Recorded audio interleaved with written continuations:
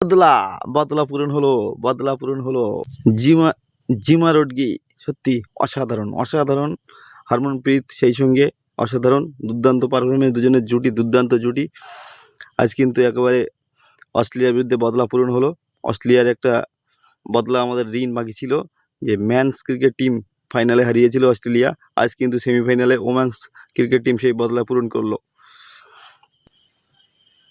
আর Australia cricket team তো একেবারে মাঠেই খেলা হাল ছেড়ে দিয়েছে, মানে যে পরিমাণ তারা ক্যাচ মিস করেছে এতেই তো তারা হাল ছেড়ে দিয়েছে।